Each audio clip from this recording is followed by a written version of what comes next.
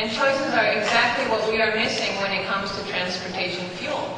We don't have any choice when it comes to transportation fuel. We can essentially drive on gasoline, or maybe diesel, but all of them made out of oil.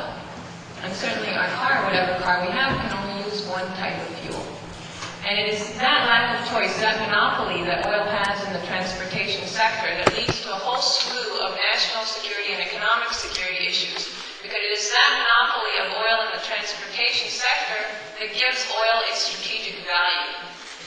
Unlike many other commodities, oil is a strategic commodity. The reason it's a strategic commodity is because the transportation sector is dominated by oil, and transportation underlies the global economy. We wouldn't have such a thing as the global economy without transportation. Now, if you look at the situation that we're in today, we're fighting a war. It's often called the war on terrorism. I don't think that's a good name for this war. We didn't call World War II a war on tanks. And we didn't call the Cold War a war on missiles. In each case, we were at war with an ideology, and today we're also at war with an ideology, and that ideology is radical Islam. And it takes a variety of forms, but in each of the two major forms that it takes, radical Sunni Islam, Wahhabi Islam, or radical Shia Islam, it's funded and propagated by oil, which means it's funded and propagated by us and by other consumers around the world. 2/3 of the world's oil reserves are in the Middle East, but if you look beyond the Middle East, some 3/4 of world oil reserves are in countries in which radical Islam is on the rise. Now, our imports are increasing steadily. You may know how much we imported during the Arab oil embargo in the 70s. Anyone know? We imported about 30% of our oil, and today how much do we import?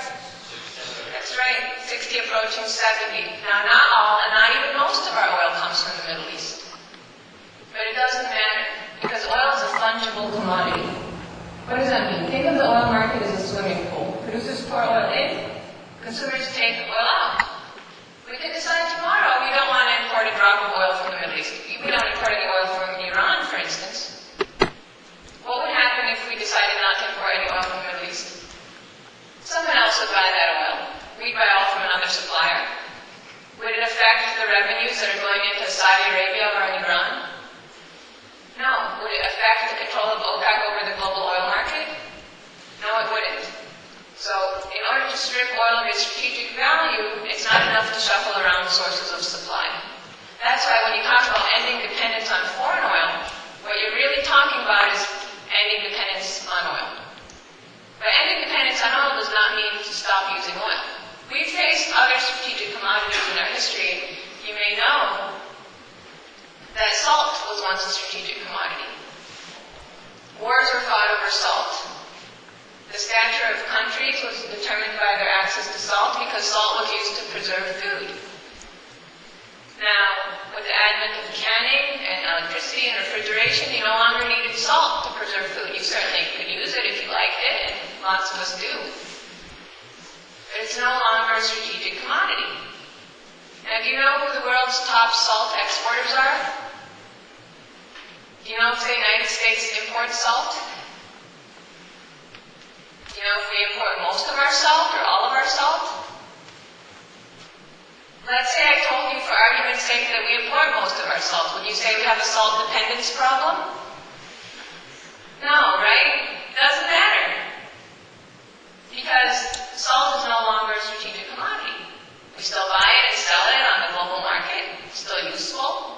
But it doesn't determine the fate of nations. And so we need to do the same thing to oil. This is what independence means. Independence does not mean autarky.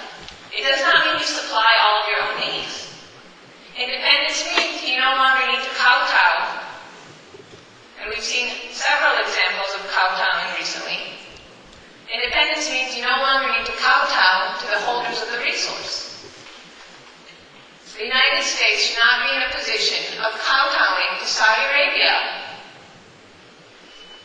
one of the most primitive kingdoms on the face of this planet, in every possible dimension, from gender apartheid and religious discrimination and you name it, just because The Saudis hold the world by the unmentionables by virtue of their control of the world's oil reserves.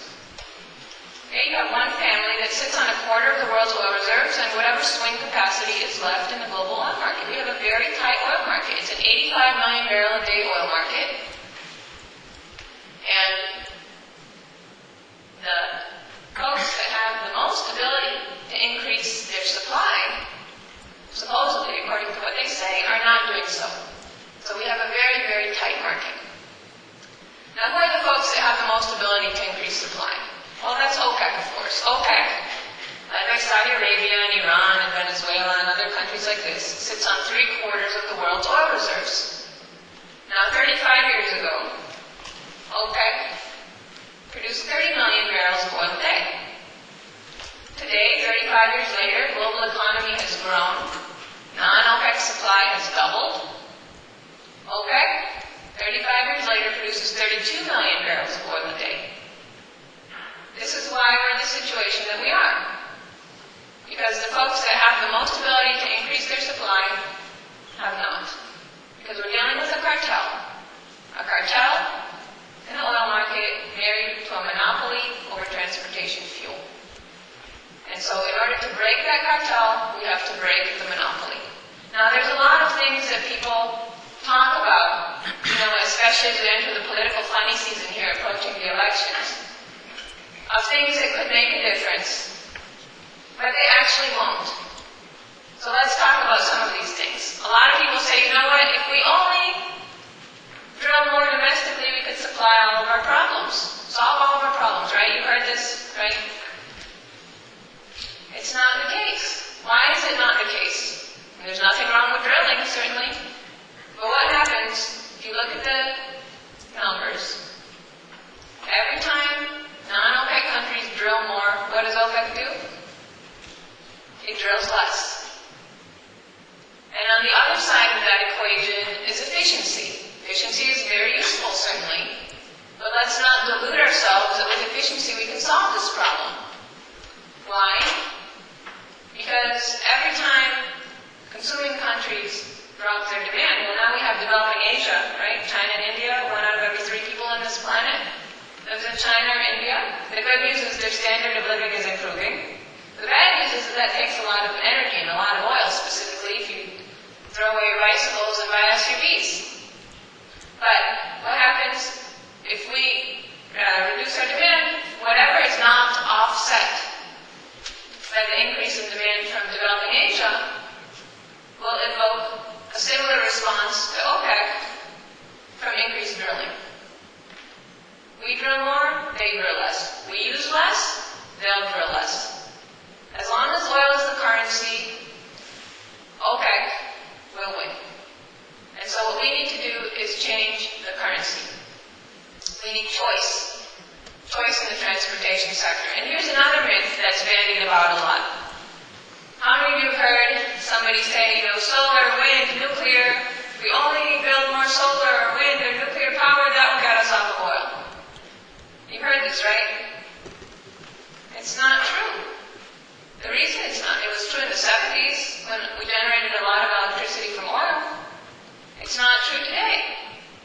Today, only 2% of U.S. electricity is generated from oil. If you look at it the other way, only 2% of our oil goes to electricity generation. So there's nothing wrong with building solar, wind, or nuclear power.